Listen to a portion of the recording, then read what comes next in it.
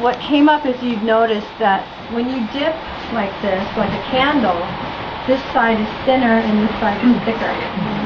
So going through two even steel things like that, what was happening is the wax would curl as it came out because this is an even thing and this is not. So all I can say is that if you have a machine like this, you need to develop a relationship with it and figure it out. Because there's... You said the thickness is thicker on one side? Well, when you're dipping, as it drips down, it's getting thicker. So this is thicker than this side. And so when you go to emboss, it does make a big difference. So you have to tweak it.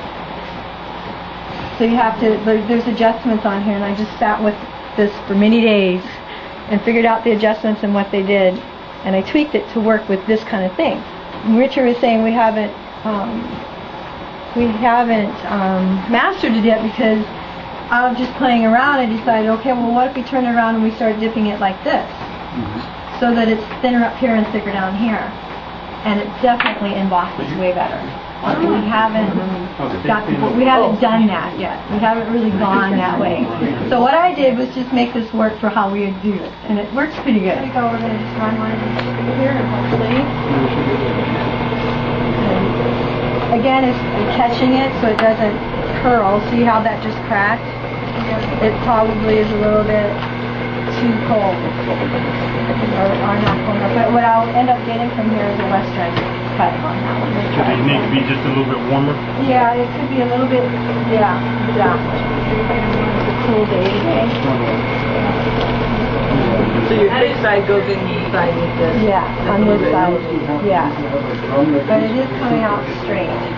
Before I do it, it'd be like curved, it'd be all kind of weird. Sonny, you want to talk about what you discovered about the warmth of this and whether it's colder or warmer? Or again, in the manual you'll see days like today is perfect. When we did sheets before and I tried to emboss them right away, it was way too warm because the room was too hot. And then it sticks to it? It'll keep going. I mean, it's not like some days I have to shut it off every time and get it off and then keep going. It doesn't stick. You just got to loosen it up so it'll start coming off. Today is perfect actually.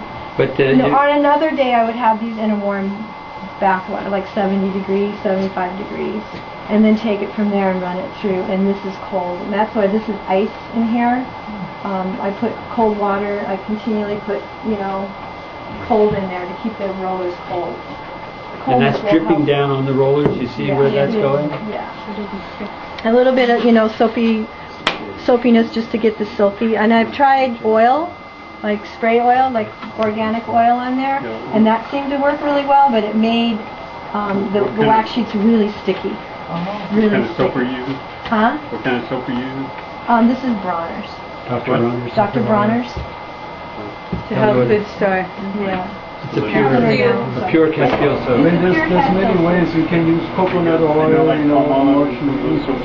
Well, but did you hear what Sonny said? Because you should hear that. Sonny, will you say that again about the oil? When I didn't try coconut oil, but I tried grapeseed oil spray, and it does work really nice, but it ends up making the wax very sticky. Very sticky. That's right. And I wasn't sure, in the long run, if you're storing it, what it was going to do. Yeah. Or what it will do to the wax itself, two oils put together, I'm not sure. That's where you need that little... Oh, happy. This was like the kind, so you can see that. And a lot of it was made, a lot of it went out to the hives, and all of a sudden we started noticing this. Yeah. So what was happening was that the bees weren't drawing it out. Weren't drawing out our cells. They were just making their own. So, again, back to the drawing board to figure out if we could get it embossed deeper. And with all the playing around, now this is what we're coming up with. So they did that because it wasn't deeper. Yes, it wasn't embossed enough. Well, we don't totally know that yet. Yeah. And it wasn't all hives, it was just a few hives. Cell size and seeing if there's any deformities, if they're doing anything else to it other than what we want them to put honey in it. And there was nothing. Michelle has Seems like something it's to add fine. from his experience too. Yeah, I got the same problem. Yeah. Once we took some of those foundations back home and started putting them in the hives.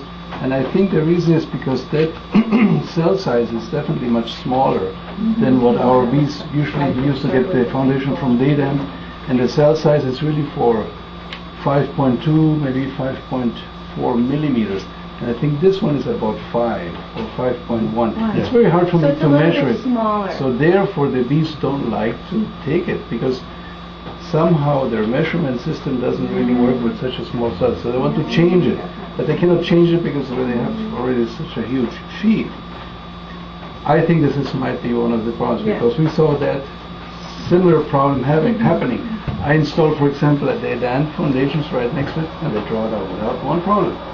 So it could have been either it was not properly embossed because at that time we were just going through the beginning stages, but I think it also has something to do with the size of the cell that this machine is putting out.